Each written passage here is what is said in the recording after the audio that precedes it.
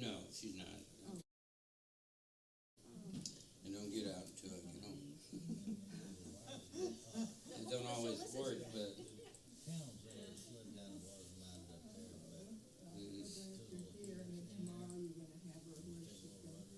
yeah, yeah. And thinking about you and her, hoping that it all goes smoothly. Yes, I mean, second time's charm. First place, they wouldn't tell me why they wouldn't accept her. They said it was clinical. I'm sure it was the celiac diet they didn't want to do. And the second place, they said, well, they didn't have no problem with that. So, and once I brought them 5 years of bank records, they took them a couple of days to go through them. And I said, no problem. She's open in Monday.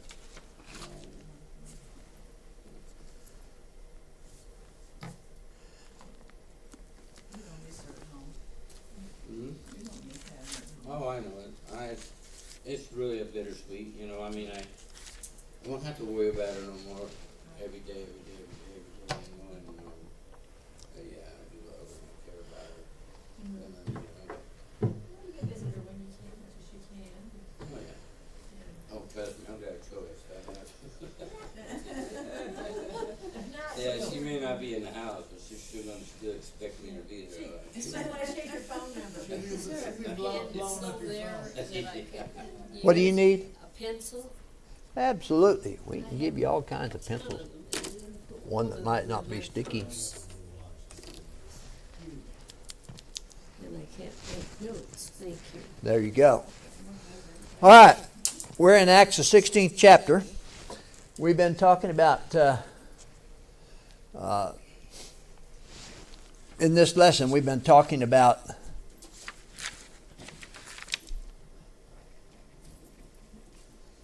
let me find it here. I know I've got it here.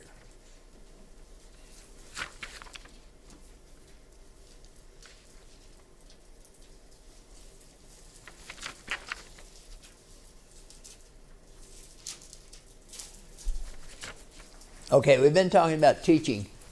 God telling us that it's important to teach one another. And so we were looking at some of the new converts in the New Testament. And I want to spend a little time on the Philippian jailer because there's some interesting facts about him. And so we'll look at that, Acts 16, and that'll finish up this lesson. And then we'll get into lesson 5, which is Be Holy, for I am holy. Don't know what the situation is with Jack and Pat this morning. Could be that he's a little bit depressed because he turns 79 tomorrow. So that would depress anybody. I have to remind him he's 19 years old with 60 years experience though. So, but anyway, we need to remember them. Jenny White and her family are having issues, and so they're not here. Alina Kemp is not feeling well today. If you didn't see the message, it's good to see Isaac here. He's finally able to get here. And of course, his greatest concern is taking care of Leanne. And so that's going to happen tomorrow. She's going to be going to Windsor Nursing Home at 23rd in Ann Arbor. And he'll give me the room number tomorrow. So she will be taken care of there, which is a good thing. And other than that, I can't think of any other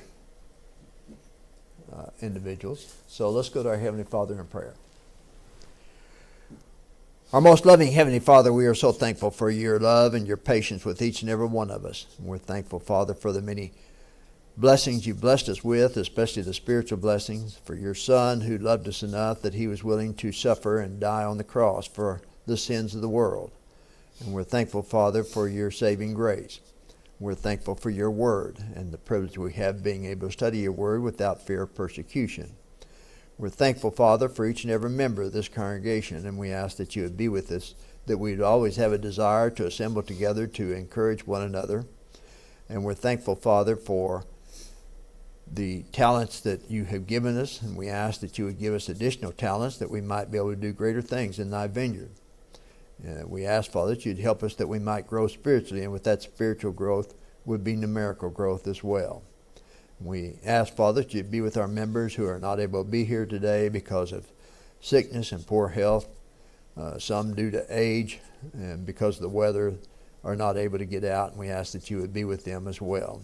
And we ask that you would use your healing powers that they might be restored to their health and be able to continue to do those things that you would have us to do, giving you the praise and the glory. This is, we ask in Jesus Christ's holy name. Amen.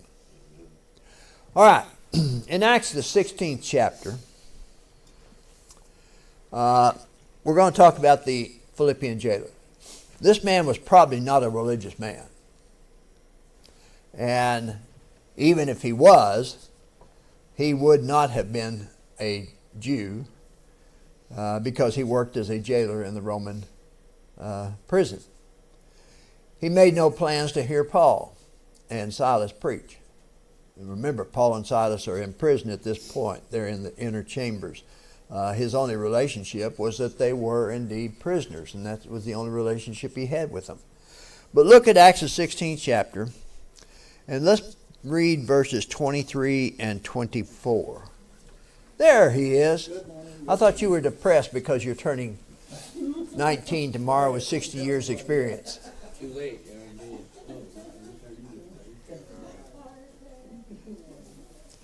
In your handout, it's on page 7 of your handout, just so if you're following along, at the very top. I'm sorry. Yeah. No, at the bottom. Bottom third. The Philippian jailer. And so we're in Acts the 16th chapter. I want to look at verses 23 and 24 first. And it says, and when they had laid many stripes on them, this is Paul and Silas, they threw them into prison, commanding the jailer to keep them securely. I want you to notice that word. He was commanded to keep them securely. Now, verse 24. Having received such a charge, he put them into the inner prison and fastened their feet in the stocks. There was no way that Paul and Silas could get out of here on their own. So, verse 25 says, but at midnight, Paul and Silas were praying and singing hymns to God, and the prisoners, I want you to see that plural there, the prisoners were listening to them. Even though they had been beaten and thrown in prison, they still worshiped God. And that's important for us to remember that, because there are so many people today that do not take worshiping God as serious as they should. But Paul and Silas, having been beaten, and you know they had to be in pain, still worship God. So verse 26 of Acts chapter 16. Suddenly there was a great earthquake, so that the foundation of the prison were shaken, and immediately all the doors were opened, and everyone's chains were loosed. Now I don't know how many prisoners there were here, but I want you to notice that everyone's chains were loosed.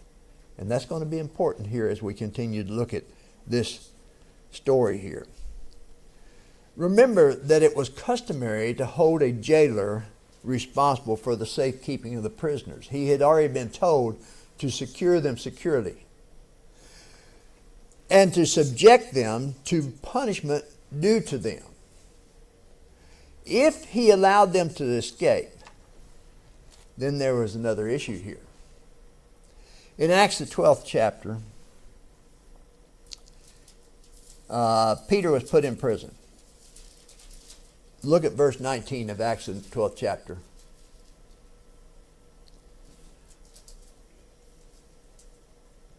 And notice what Herod did with the guards there. Because when Peter escaped, Herod held the guards responsible. He said, but when Herod had searched for him and not found him, he examined the guards and commanded that they should be put to death, and he went down from Judea to Caesarea and stayed there. Now that was Paul that went down to Judea, or from Judea to Caesarea, okay? But I wanted you to see that because this jailer here with Paul and Silas was about to do something.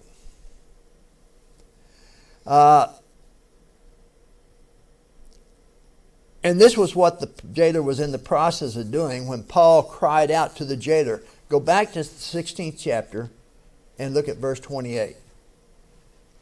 And you'll see what the Apostle Paul said to the jailer. He said, do yourself no harm, for we are all here.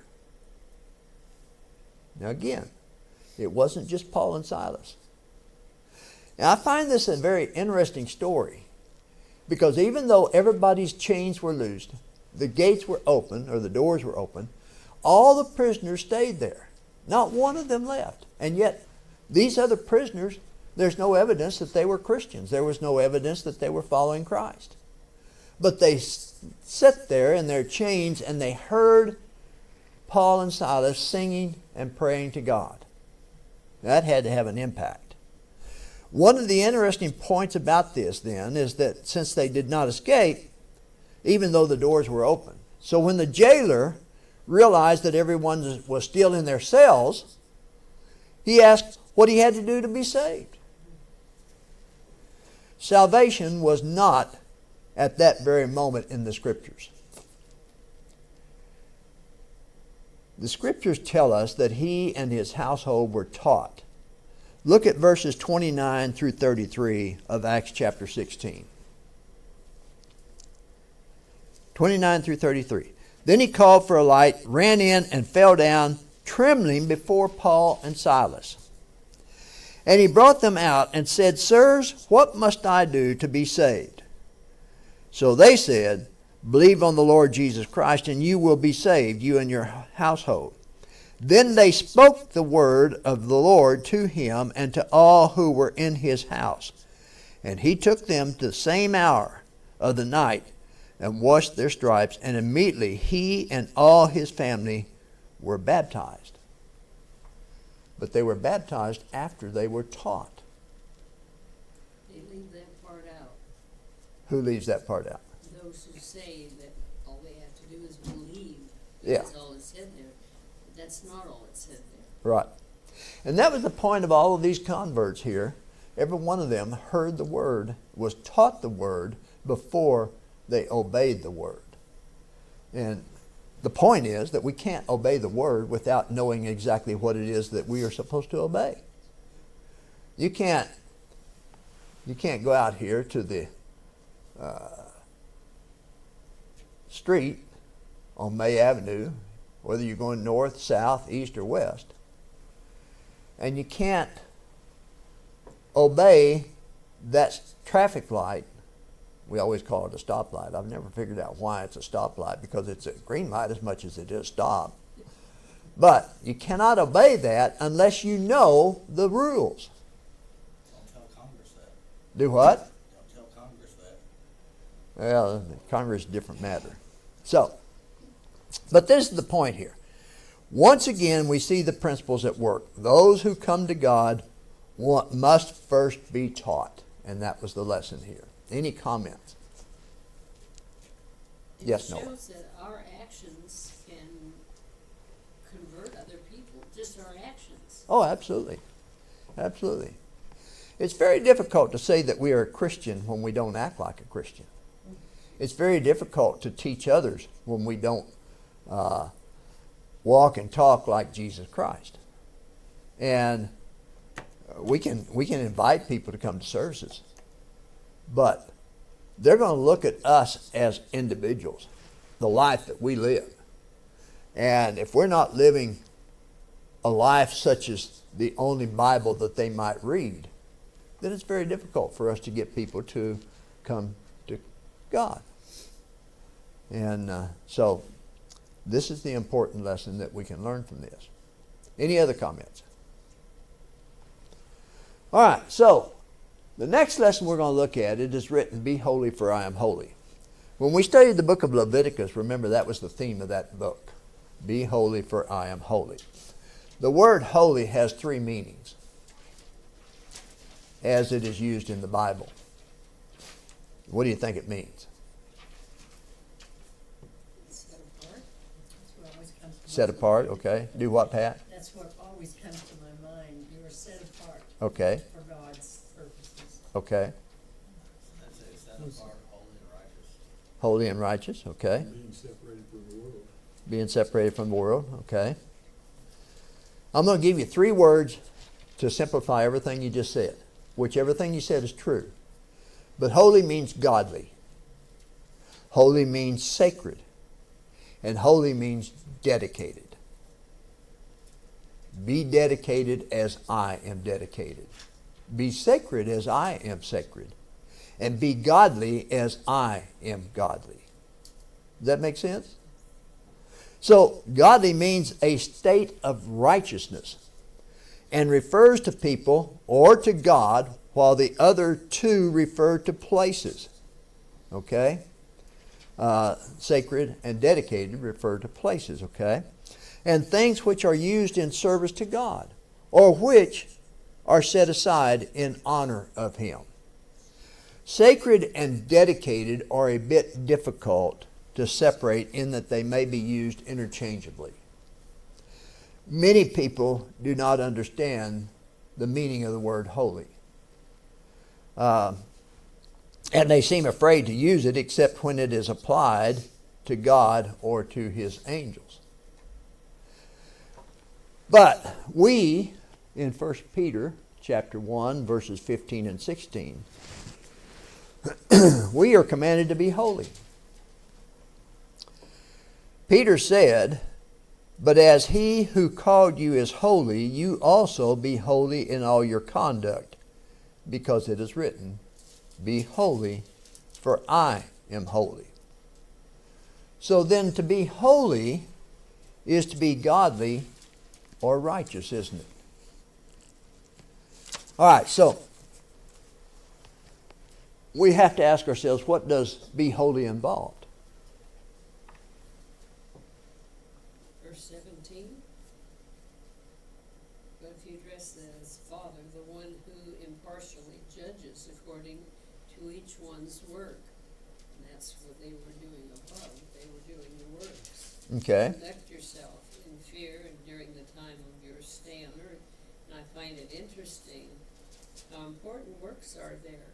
And it says works so many times in the New Testament. These people who deny It does. works are going to get you to heaven. Well, you can't get there without them either. Yeah, that's exactly right. And so in essence what you said, and what all of you said earlier, is the first thing that we know what holy involves is being separated from the world. Let's look at some of those scriptures there. Turn to 1 John chapter 2 and verse 15. 1 John chapter 2 and verse 15.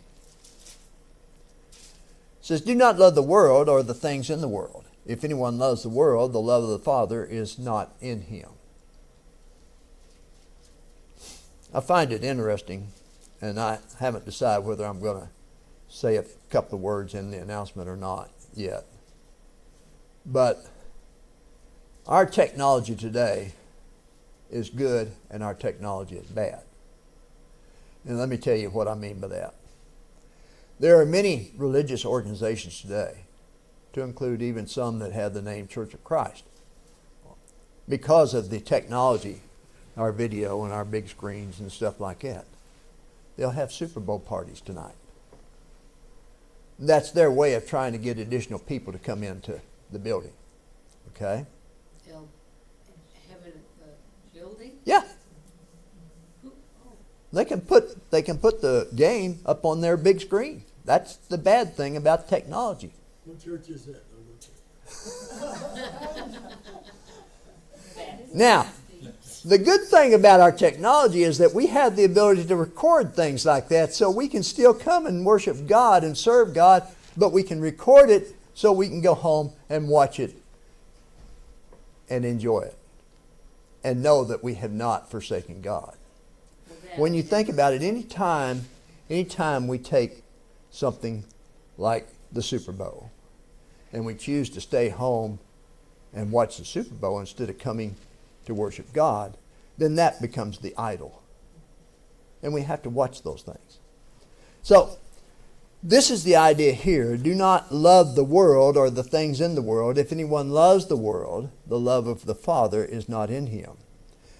Also, Paul talked to the Corinthian brethren in 2 Corinthians chapter 6 and verses 17 and 18. Wherefore come out from among them, and be ye separate, saith the Lord, and touch not the unclean things, and I will receive you. And will be a father unto you, and ye shall be my sons and daughters, saith the Lord Almighty. Okay. So the idea is still there that we should keep ourselves separate from the world, isn't it? And we can also see what James has to say in James the 4th chapter and verse 4. James 4 and verse 4. What does he mean there, touch unclean things? Is specifically, what's he? What? You're talking about in 2 Corinthians chapter 6, Yeah. verses 17 and 18? Come out from among them and be separate, says the Lord. Do not touch what is unclean. Right. Okay. And I will receive you. There's still that idea here about the Jews. Of course, remember, Paul's talking to the Gentiles here. He's not talking to Jews, so it has nothing to do with the Old Testament, the unclean animals and the clean animals. Although some people might try to think that's what he's talking about here. But he's talking about anything that is corruptible, anything that is against God. He's not talking about do not touch humans, okay? But do not touch things, put a simple thing like leave tobacco alone. Leave alcohol alone. These things are unclean to the soul, okay? To the heart, which is our mind. And they're corruptible.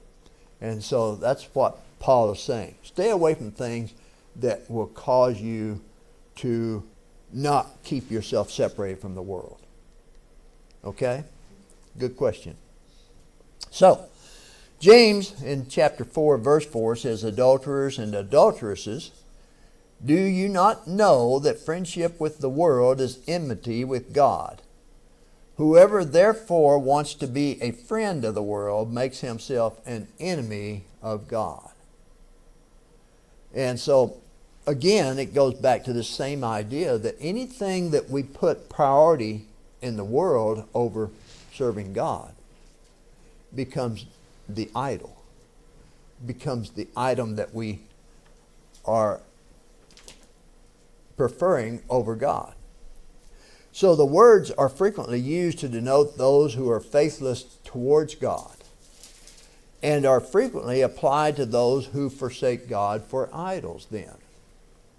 Romans the 12th chapter verse 2. Turn there. Paul, talking to a church at Rome here in Romans 12 verse 2, says, and do not be conformed to this world, but be transformed by the renewing of your mind, that you may prove what is that good and acceptable and perfect will of God. The word rendered conformed here, and do not be conformed to this world. What does that mean to you? Don't be like it. Don't do what everybody else does. Okay. All right, that's exactly right. In other words, to put on the form or fashion or appearance of another. It may refer to anything pertaining to the habit, manner, dress, style, or living of others. Okay? One last verse, John 17, verse 16.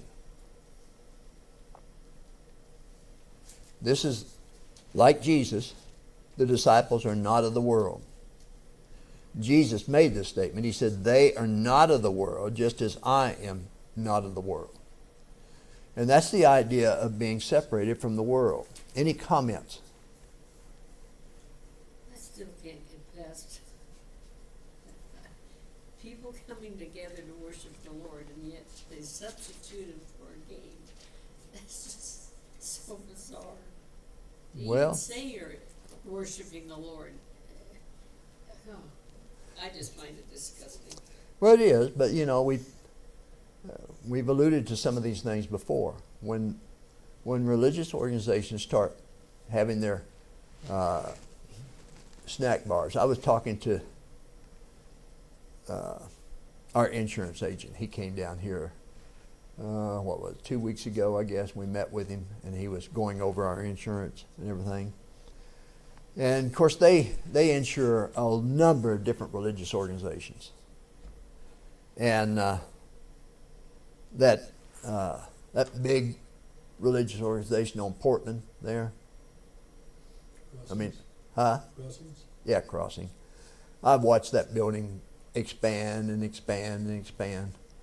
He was talking about the fact that when he sat down with them to go over their insurance and everything, they said, over there's a snack bar. Go over there and get anything you want. There's candy in the candy machine. There's Coke. There's coffee. Whatever you want over there, go get it. And there are many religious organizations that claim to be churches of Christ that are doing similar things. They have their snack bar. They have their donuts and coffee in the classrooms and stuff like this. And as technology has really hurt us in a number of ways, we look at convenience and we look at what can bring people in, and not what can teach people, but what can bring people into the assembly. I've always said that if I wanted to increase the attendance here, I'd have a drawing. When people entered the door, they would draw a number out of the basket, and under one of the seats would be a number for $1,000. You think we wouldn't fill this assembly? You do the same thing by paying them all to come. Yeah. So the idea is that our technology has really hurt us in many ways. People use the excuse, well, we're not going to have evening services anymore because gas is too expensive. Or people just don't assemble Sunday evening. But you know what? I've noticed here, we've been averaging 150 people on Sunday morning. And yes, our attendance on Sunday night and Wednesday night go down. But we're still averaging anywhere from 90 to 100 people on Sunday night and Wednesday night. Now, accept the fact that we have some elderly folks that it's very difficult for them to get out at night. We've got some people that can't drive at night. And, Florence and I, we pick up Marilyn. I know that the Bowens pick up Beth Arnhart. Sometimes Maxine's able to come. We pick her up. And these are elderly people that can't get out themselves. So we understand that on Sunday night and Wednesday night, some of these folks are not going to be here. But there are other folks that are not here, that could be here, that choose not to be here. And that is a good thing, that God has given us free choice. We can make up our own mind what we think is important. And maybe on the judgment day, God's going to say, well, you made the wrong choice. But if we're faithful, God's going to say, hey, you made the right choice. And that's a good thing. So, because you kept yourself separated and apart from the world. Dale, Yes. I found that the expression, I'm going to go to church, would you like to go to church with me? And I try not to say that. I say, would you like to go to worship? I said to my mother, and she said, what is worship? I almost fell over. But anyway, if you try that, they hesitate because they don't know how to say no to worshiping God as opposed to going to church. It doesn't have the same meaning. It's lost its meaning, and it's not a Bible expression. Right. No, you're right. We are the church, and so how can you go to the church if you are the church? You can go to worship, but you can't go to the church. You can go to the building, but you're going to the building to worship. Right. So, good point. All right. So let's look at the next point here. Be holy means being able to control our thoughts and our words. Okay? Means we're able to control our thoughts and our words. When you think about it, we are products of what we think. Our minds are like a garden. Now, I know Florence likes that statement, you know. And Stephanie likes that statement. Sometimes, not when they're dead. Well, here's the point about it. We can keep the weeds in our garden, or improper thoughts. But we can keep them out too. Or we can let them take over. And that's why I say our minds are like a garden. Look at what Paul said to the Philippians in Philippians chapter 4 and verse 8. And what Paul's going to do is tell us how we can keep the wrong thought out here. He says, finally, brethren, whatever things are true, whatever things are noble, whatever things are just, whatever things are pure, whatever things are lovely, whatever things are of good report, if there is any virtue and if there is anything praiseworthy, meditate on these things. And that's how we keep those improper thoughts out of our minds. In other words, let them be the object of your careful attention and study. To practice them. Think what they are. Think of the obligation to observe them. And think on the influence which they would have on the world around us. So if we can control our thoughts, we can also control our words. The improper use of the tongue can get us into a mountain of trouble. In my lifetime, working at various jobs and everything, I've often thought, when I first became a district manager for Pfizer in Davenport, Iowa, and I got up and introduced myself to the team, I've thought about the words that I said since then. And I thought, how dumb could that be? When I had the opportunity to really say something that would motivate them and stimulate them to talk with the doctors and present the information, I went a different direction. And I've done that in a number of things, in a number of jobs and everything, and thought about, well, man, I could have said that better if I'd just stopped and thought about it. If you think about it, that's probably one of the major reasons why our politicians don't speak off the cuff. Because when they speak off the cuff, then they become Biden. But they had those screens on each side.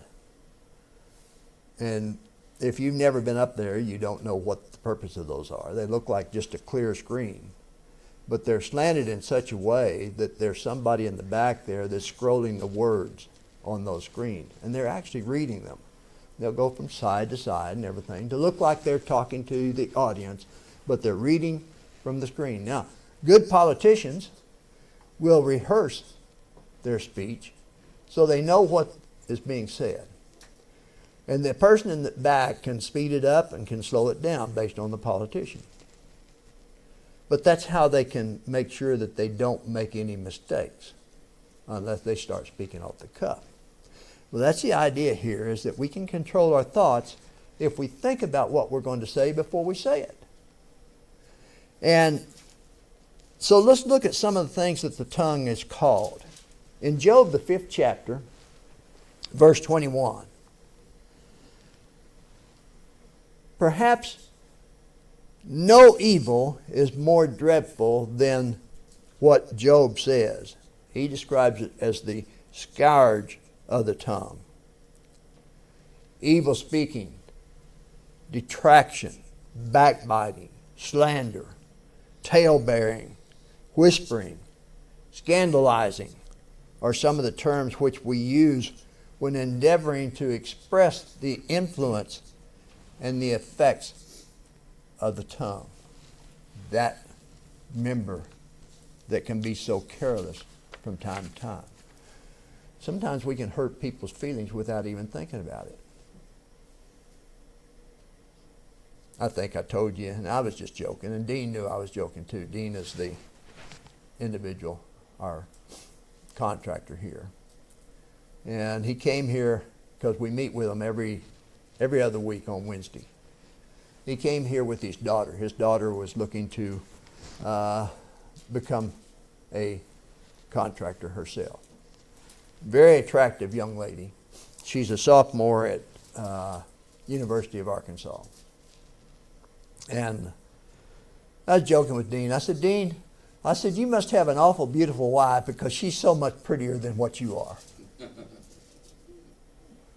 Well, the next time I saw Dean, I said, Dean, I hope I didn't hurt your feelings because I was really just joking with you. And he said, no, you didn't hurt my feelings. But I very could easily hurt his feelings by saying that. And so we just need to think about what we say before we say it. Look at what Jeremiah, the 9th chapter, verse 8, says about the tongue. Jeremiah says, their tongue is like an arrow shot out. Some translations translate it as a murdering arrow. It speaks deceit, never speaking what they mean, that thereby they may be easier deceived, or may the easier deceive, such as a double tongue, speaking fair when they mean to destroy. Okay? James is talking in James, the 3rd chapter, verse 5. He describes the tongue as a little member when he says, even so the tongue is a little member and boasts great things. He went on in verse 6 to say, and the tongue is a fire, a world of iniquity. It is often the instrument of producing the most desperate, contentious, and insurrections. In verse 8 he said, it is an unruly evil,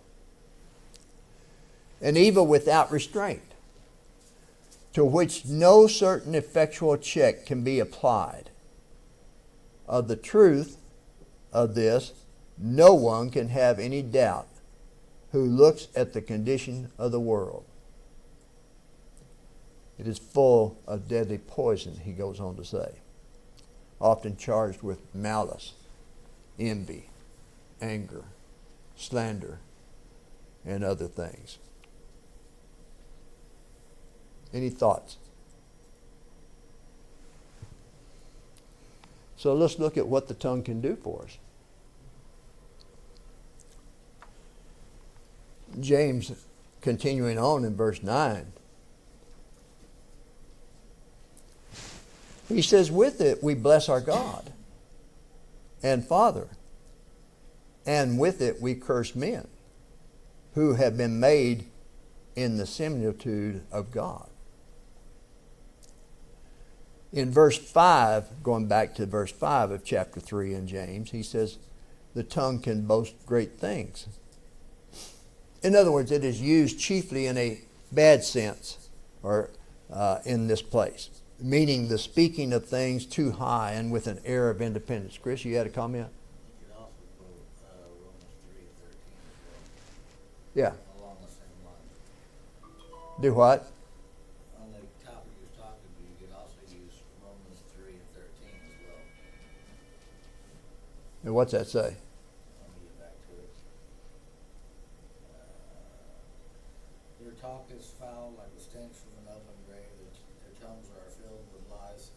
Snake venom drips from their lips. Okay. All right, good point. All right, turn to Psalm 52 and verse 2. We got about 5 minutes left, so I'll try to complete a thought here. Psalm 52, verse 2.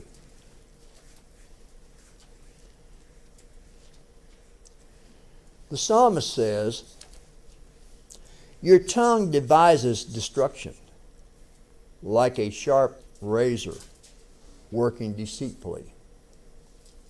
The idea is that lies and slanders proceeding from the tongue argue the desperate wickedness of the heart, like a sharp razor working deceitfully, which instead of taking off the beard, cuts and wounds the flesh. Or as the operator who, when pretending to trim the beard, cuts the throat. That's the idea that the psalmist is presenting here. In Proverbs, the 6th chapter, verse 19, We'll look at it. 3 different verses in Proverbs, so just stay turned there, if you will. 1 Corinthians 6 chapter verse 19 says, a false witness who speaks lies, and one who sows discord among brethren. This is the tongue. In the 15th chapter verse 1, it's a soft answer that turns away wrath, but a harsh word stirs up anger. So the tongue can give a soft answer, or it can give a hurtful answer that will sow discord. And finally, Proverbs 18, verse 21. Death and life are in the power of the tongue, and those who love it will eat its fruit. The idea is that a man may do a great deal of good, or a man may do a great deal of hurt, both to others and also to himself, according to the use he makes of his tongue. So many have caused our own death because of a foul tongue, or we may cause the death of others. Now, I'm talking about spiritual death, okay, not a physical death. I'm talking about a spiritual death. We may cause the spiritual death of others by a false tongue. And on the contrary, many have saved our own life, or procured the comfort of it by a prudent, gentle tongue, and saved the lives of others by seasonable testimony or intercession for them. And if by our words we must be justified or condemned, death and life are no doubt in the power of the tongue. Any comments?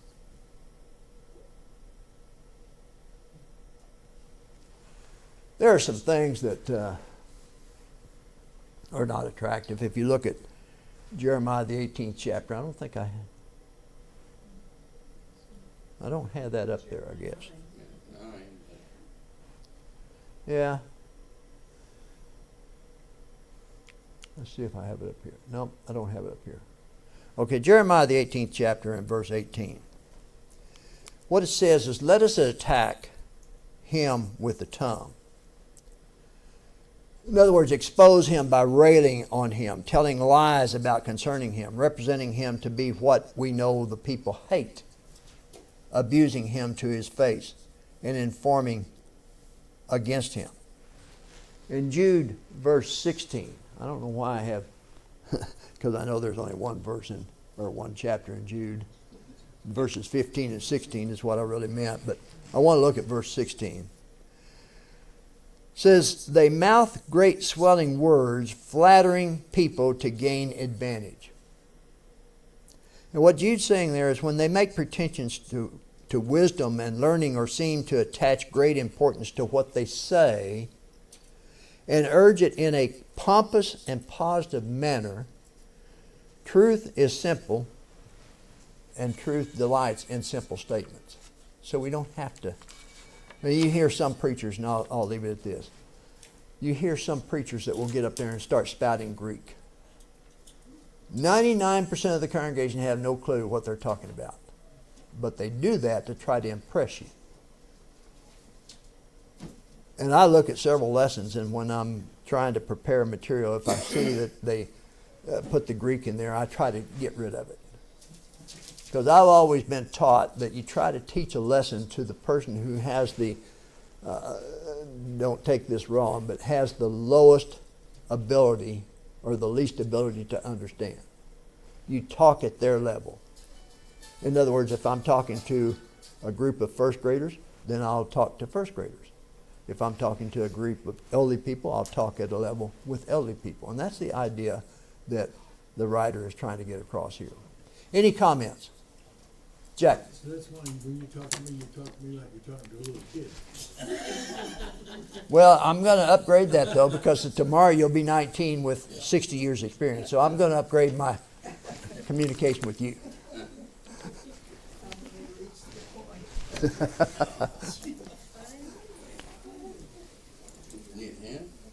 see what the time gets there. Chair is sitting. Yeah. 3/9/12? Yes. Okay.